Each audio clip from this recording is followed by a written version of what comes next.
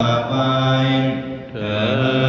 ดคุณพระธรรมคำสั่งสอนของพระผู้มีพระภาคเจ้าทุกพระองค์ข้าน้อยขออย่าได้ลงตรงไปพระนิพพานข้าน้อยน้อมน้อมก้าวข้าไปเถิดคุณพระธรรมเจ้า